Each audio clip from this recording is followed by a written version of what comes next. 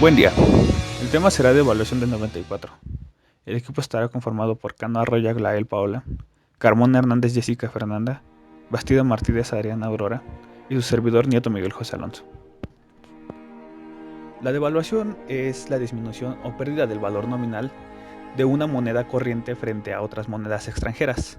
En el caso de México sería la reducción del valor del peso contra el del dólar, el euro, la libra esterlina, el yen y en general cualquier moneda de otro país. Origen.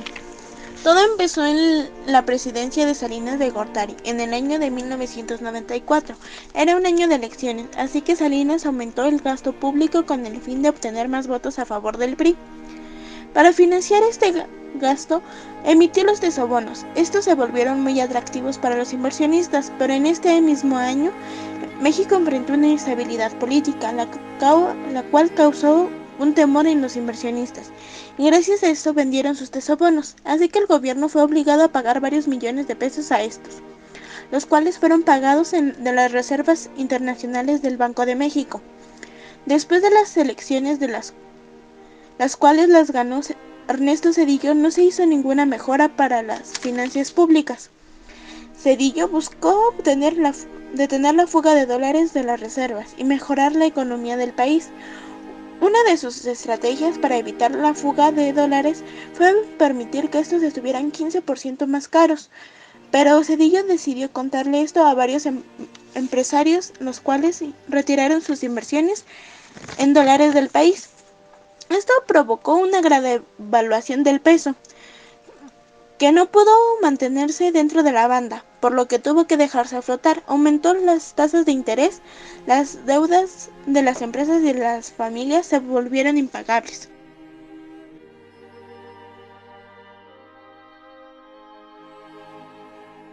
¿Y por qué ocurre una devaluación? Uno de los principales factores es el incremento de la demanda de la moneda extranjera, y este aumento de demanda se deberá a diferentes factores como falta de confianza en la economía local, una declaración de moratoria de pagos de deuda del gobierno, las guerras, actos de terrorismo, etc. ahuyentan la inversión extranjera en el país. Ante un escenario de desconfianza, los inversionistas, tanto nacionales como internacionales, buscarán sacar su dinero del país y para hacerlo deben vender pesos y comprar moneda extranjera. Déficit en la balanza comercial. Cuando el monto de los productos que importamos es mayor al monto de los productos que exportamos, se dice que tenemos déficit en nuestra balanza comercial, por lo que debemos comprar moneda extranjera para cubrir este déficit. Salida de capitales especulativos. Esta salida ocurre cuando gobiernos con economías más fuertes deciden subir tasas de intereses. Esto hace que los especuladores e inversionistas prefieran prestar su dinero a esos gobiernos más seguros, y por ende sacarlo del nuestro. De igual forma, hay mucho capital especulativo en la bolsa de valores. En el momento en el que ya no resulte tan atractivo invertir en las empresas de la bolsa mexicana, comenzarán a vender esas inversiones y retirar su dinero de México. Normalmente un incremento en tasas de interés extranjeras va acompañado de baja en la bolsa y esta baja en la bolsa se refleja en la devaluación del peso. Decisión del Banco Central de devaluar la moneda. ¿Por qué el Banco Central buscaría disminuir el valor de su moneda ante otras? Esta medida busca frenar importaciones para proteger la economía local. Al momento de la devaluación, la mercancía procedente de otros países automáticamente incrementa en su costo, y entonces se beneficia a la producción interna, aumentando el consumo interno de los productos nacionales, estimulando las exportaciones y reactivando la economía. Sin embargo, hay que tomar en cuenta también las consecuencias negativas de una devaluación antes de tomar o dejar de tomar una decisión macroeconómica tan importante. También influye el endeudamiento del gobierno en forma excesiva, tal es el caso de México, aumento excesivo del gasto público, política económica incorrecta y una inseguridad macroeconómica. Todo esto puede acarrear diferentes tipos de efectos negativos como aumento en gran escala de la inflación, pérdida del valor real del salario. El menor gasto público tendrá un impacto negativo en la economía, justificando una mayor depreciación para compensar el crecimiento económico. Además de que México tardará años en volver a mejorar económicamente. y por sobre todas las cosas habría desempleo y muchos movimientos sociales en contra del gobierno, manifestándose en un costo político y una crisis económica. A lo largo de su historia, México ha recibido varias devaluaciones a la moneda nacional. Sin embargo, hay tres momentos esenciales que deben mencionarse. Primer momento, devaluación con Ruiz Cortines. Durante su gobierno se produjeron problemas por el desnivel de la balanza comercial, así que en abril del 54 decretó la devaluación del peso, cuya paridad pasó de 8.65 a 12.50. Sin embargo, esta devaluación tan severa aseguró la estabilidad del peso durante 22 años. Este es un ejemplo claro de cómo en ciertas ocasiones devaluar la moneda voluntariamente ayuda al crecimiento económico del país. Segundo momento, devaluación con López Portillo. A finales del gobierno del presidente José López Portillo, se resolvió estatizar la banca comercial privada, al tiempo que expropiaban 6.000 millones de dólares de cuentavientes que habían abierto cuentas en esa divisa en el país. El resultado no fue extraño. La fuga de capitales, que ya era fuerte, se tornó absolutamente incontrolable. Esta medida, junto con el anuncio de moratoria de pagos de deuda externa, provocaron 2 sexenios de enorme devaluación. Durante el gobierno de López Portillo fue del 866% y durante el gobierno de su sucesor, Miguel de la Madrid, del 1443%. Tercer momento, devaluación del 94 y 95. Otra devaluación importante que ocurrió en México fue en 1994 y 1995, a raíz de la aparición de la guerrilla del EZLN en Chiapas en 1993. Se inició una fuga de capitales, además que en el 93 entra en funciones el Telecán, lo que provoca estancamiento económico y aumento de las funciones e importaciones. En el 94 se incrementa la desconfianza en el país, ya que es año electoral, y ocurre el asesinato del candidato oficial Luis Donaldo Colosio. La fuga de capitales se nota por la paulatina, aunque controlada, devaluación del peso, y la baja en la Bolsa Mexicana de Valores. Además, otro motivo de desconfianza ante el gobierno mexicano era que su deuda externa e interna era enorme y de vencimiento a corto plazo.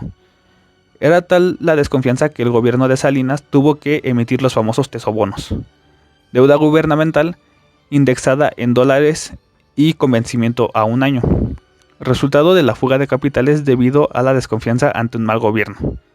Devaluación heredada a Ernesto Zedillo, quien en su periodo vio devaluar el peso un 173%.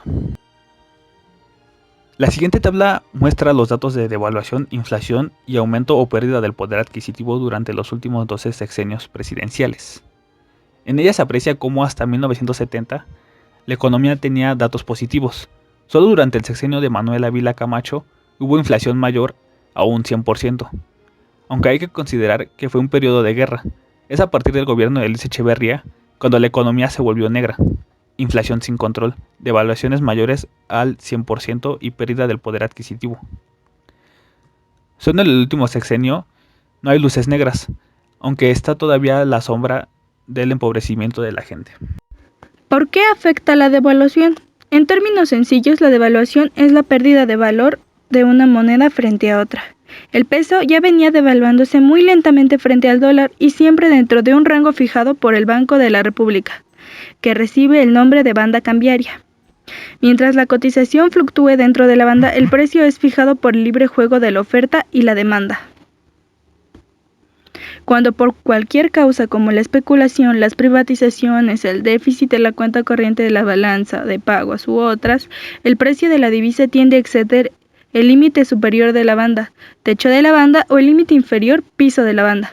El emisor toma medidas para mantener la cotización dentro de las mismas, comprando o vendiendo dólares, subiendo las tasas de interés y así. En coyunturas como las que atraviesa nuestro país, sobre todo por el alto déficit de la cuenta corriente, 6% del PIB, y la situación internacional cambiaria, que hacen imposible sostener más el desequilibrio en la tasa de cambio o peso revaluado, es imperativo devaluar, como lo hizo el emisor en un solo día, 6%, permitiendo que el dólar pasara el techo de la banda y estableciendo a su vez una nueva que hasta el mes de diciembre de 1998 permitirá una devaluación acumulada a lo largo del año del 26.6%. La depreciación del peso hizo que el Banco de México tuviera que incrementar la tasa de interés que los bancos usan de referencia para ofrecer créditos. Ello elevará el pago de intereses de la gente que compra con tarjetas de crédito y a su vez puede disminuir el consumo porque la gente compra mucho por esa vía, explicó el investigador del CIDE, Fausto Hernández. Cada vez que sube el dólar, la moneda nacional pierde el valor. Las consecuencias de una dinámica como esta son mucho más profundas que la imposibilidad de atesorar o de gastar en moneda extranjera. En especial cuando la pérdida de valor de la moneda nacional se convierte en un proceso crónico y permanente. Toda devaluación implica un traslado directo a los precios, es decir, implica mayor inflación, y a mayor inflación, en especial cuando el aumento de los precios impacta de lleno al alimento, significa que habrá más personas con dificultades para satisfacer sus necesidades básicas. Una devaluación entonces conlleva a la larga mayores índices de pobreza. ¿Cómo afecta la devaluación a México? Bueno, en primera presenta un alza de precios y posterior el riesgo de afectar permanentemente el proceso de formación de precios. Un ejemplo sería que antes el precio del huevo estaba entre los 15 y 16 pesos. Con la devaluación, este subirá mucho de precio y lo más bajo que puede estar después de esta será entre los 25 y 30 pesos.